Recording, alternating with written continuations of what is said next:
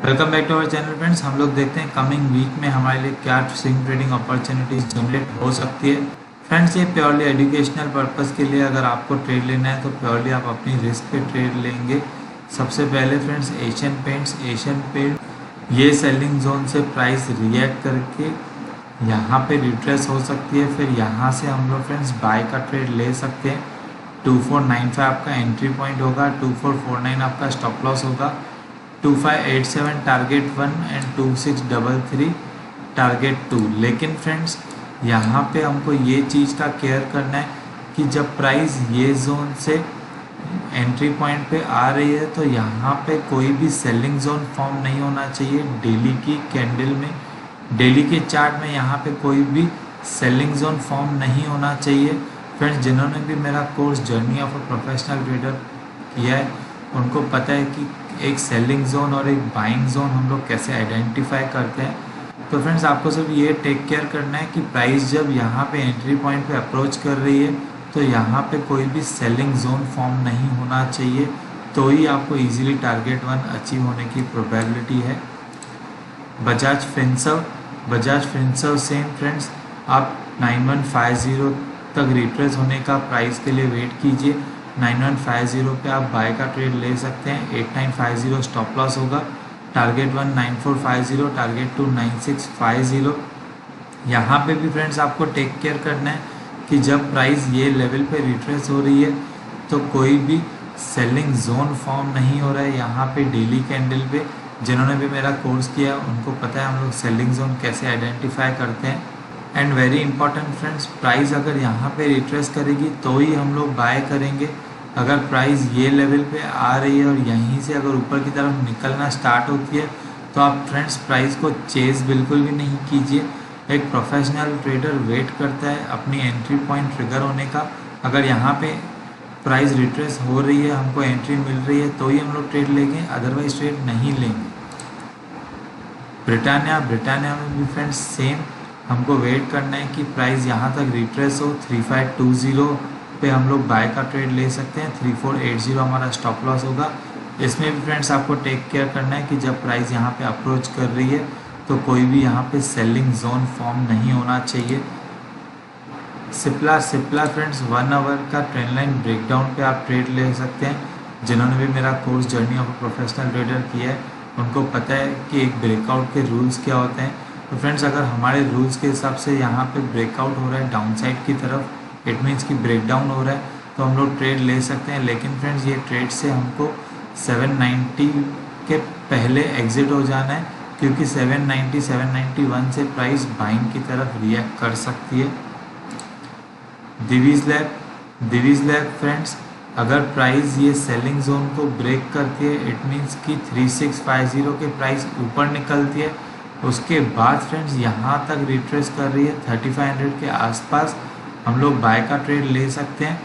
3450 के आसपास हमारा स्टॉप लॉस होगा। टारगेट फ्रेंड्स, जिन्होंने भी मेरा कोर्स किया उनको कैलकुलेट करने आता है, तो टारगेट 2:1 के हिसाब से आप वेट करेंगे। लेकिन फ्रेंड्स, पहले प्राइस को 3650 के ऊपर निकलने दीजिए, फिर यहाँ तक रिट्रेस होने दीजिए, फिर ही हमारे लिए बाय का ट्रेड जनरेट होगा, अदरवाइज नहीं। इंडसइंड बैंक, ये डेली चार्ट में ट्रेंड लाइन ब्रेकडाउन पे आप ट्रेड ले सकते हैं, क्योंकि यहाँ से प्राइस स्ट्रॉन्ग रिएक्शन दे रही है, आप देख सकते हैं। IOC friends, selling opportunity, price retrace है बिफोर रिट्रेसिंग 87। फ्रेंड्स, प्राइस अगर 87 पे नहीं पहुंच के, इट मीन्स कि ये बाइंग जोन में नहीं पहुंच के पहले इसके यहाँ पे आ रही है, इट मीन्स 97.9 98 के आसपास हम लोग सेल का ट्रेड ले सकते हैं। 100 के अबव हमारा स्टॉप लॉस होगा। टारगेट फ्रेंड्स 2:1 के हिसाब से, जिन्होंने भी मेरा कोर्स किया हुआ है उनको पता है कि हम लोग टारगेट कैसे कैलकुलेट करते हैं। लेकिन फ्रेंड्स, यहाँ पे भी सिमिलरली आपको टेक केयर करना है कि जब प्राइस यहाँ पे अप्रोच कर रही है तो डेली चार्ट में कोई भी बाइंग जोन यहाँ पे फॉर्म नहीं होना चाहिए, तो ही फ्रेंड्स ये ट्रेड हमारे लिए वैलिड होगा, अदरवाइज नहीं। जेएसडब्ल्यू स्टील में फ्रेंड्स आप बाय का ट्रेड ले सकते हैं। यहाँ से ये ट्रेंड लाइन से प्राइस रिएक्ट करके अब डाउनवर्ड्स की तरफ रिट्रेस कर सकती है। फ्रेंड्स 472 से आप बाय कर सकते हैं, 460 आपका स्टॉप लॉस होगा। लेकिन फ्रेंड्स ये थोड़ा सा रिस्की ट्रेड होगा, तो बेटर होगा कि प्राइस को पहले 470 और 460 के बीच में आने दीजिए। इसके बाद यहाँ से प्राइस अगर रिएक्ट कर रही है 472 के ऊपर निकल रही है तो आप बाय कीजिए। लेकिन फ्रेंड्स प्राइस अगर यहाँ से 462 को ब्रेक करके और ये जोन में आ रही है, इट मीन्स कि 446 या 447 से हम लोग बाय का ट्रेड ले सकते हैं। 427 के बिलो हमारा स्टॉप लॉस होगा। टारगेट फ्रेंड्स 2:1 या 3:1 के लिए आप वेट कर सकते हैं। एनटीपीसी में friends 1 hour trend line breakout पे आप ट्रेड ले सकते हैं, लेकिन प्राइस यहाँ पे 1-2 दिन हॉल्ट करके फिर ब्रेकआउट देगी तो बेटर होगा, क्योंकि हमको ये ट्रेड से 109.5 के पहले एग्जिट होना है। तो फ्रेंड्स अगर टारगेट रूल्स के हिसाब से हमारा ये ट्रेड फिट होगा तो ही आपको ट्रेड लेना है, अदरवाइज नहीं। ओएनजीसी में similarly friends 1 hour trend line breakout पे आप ट्रेड ले सकते हैं अपसाइड ब्रेकआउट पे, लेकिन फ्रेंड्स ये ट्रेड से हमको 109.5 से पहले एग्जिट होना है। 109.6 से पहले फ्रेंड्स हमको ये ट्रेड से एग्जिट होना है। नेक्स्ट है एसबीआईएन। एसबीआईएन में फ्रेंड्स यहाँ पे बाइंग अपॉर्चुनिटी है। अगर प्राइस 340 के आसपास आ रही है तो ही 340 या 341 से हम लोग बाय का ट्रेड ले सकते हैं। स्टॉप लॉस हमारा 324 के नीचे होगा, लेकिन फ्रेंड्स इसमें भी प्राइस को रिट्रेस होने दीजिए। अगर प्राइस ये लेवल पे रिट्रेस हो रही है तो ही हम लोग ट्रेड लेंगे, अदरवाइज नहीं। श्रीकेम फ्रेंड्स यहाँ पे बाइंग अपॉर्चुनिटी जनरेट हो रही है। 28,350 या 400 के आसपास हम लोग बाय का ट्रेड ले सकते हैं। स्टॉप लॉस हमारा 27,900 के नीचे होगा। टारगेट फ्रेंड्स आपको कैलकुलेट करने आता है 2:1 या 3:1 के हिसाब से आप ट्रेड ले सकते हैं। सन फार्मा में फ्रेंड्स डेली ट्रेंड लाइन के हिसाब से यहाँ पे ट्रायंगल पैटर्न फॉर्म हो रहा है, तो ट्रायंगल पैटर्न से अगर प्राइस बाहर निकल रही है तो हम लोग ट्रेड ले सकते हैं। लेकिन फ्रेंड्स अपसाइड इसमें हम लोग को 639 के पहले ट्रेड से एग्जिट होना है। अगर डाउन साइड ब्रेकडाउन हो रहा है तो हम लोग को 518 से पहले ये ट्रेड से एग्जिट होना है।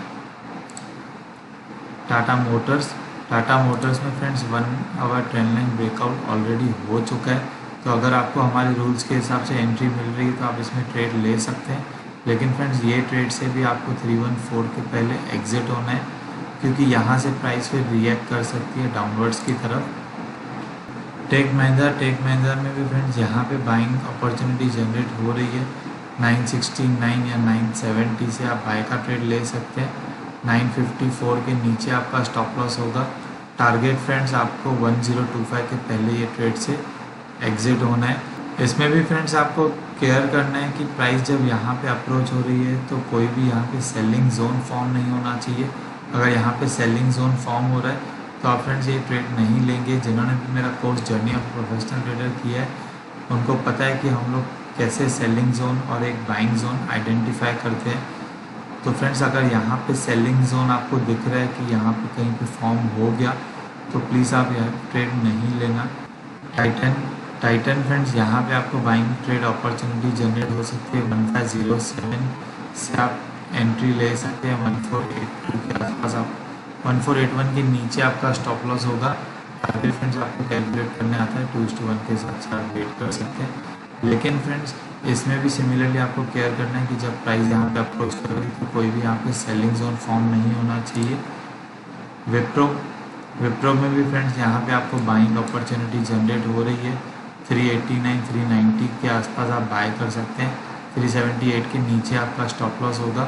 फ्रेंड्स यहाँ पे भी आपको टेक केयर करना है कि प्राइस जब यहाँ पे अप्रोच कर रही है तो कोई भी सेलिंग जोन फॉर्म नहीं होना चाहिए डेली कैंडल पे, डेली चार्ट में। अगर डेली चार्ट में कोई भी सेलिंग जोन फॉर्म नहीं हो रहा है तो आप ये ट्रेड ले सकते हैं। तो फ्रेंड्स ये हैं 17 स्टॉक्स जो आपको रडार में रखना है नेक्स्ट वीक के लिए। अगर इसमें से आपको 2 या 3 भी फ्रेंड्स अपॉर्चुनिटीज़ मिल रहे हैं तो आप ट्रेड लीजिए। लेकिन फ्रेंड्स जो भी मैंने कहा है आपको कि आपको ध्यान देना है कि अगर प्राइस यहाँ पे सेलिंग जोन फॉर्म करके फिर अप्रोच हो रही है तो हम ट्रेड नहीं लेंगे।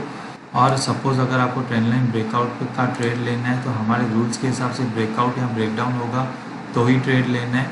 तो फ्रेंड्स ये 17 स्टॉक्स आप रडार में रखिए। 2 या 3 या मैक्सिमम 4 अपॉर्चुनिटीज़ ही आप लीजिए, उससे ज़्यादा नहीं। फिर हम लोग फ्रेंड्स नेक्स्ट संडे को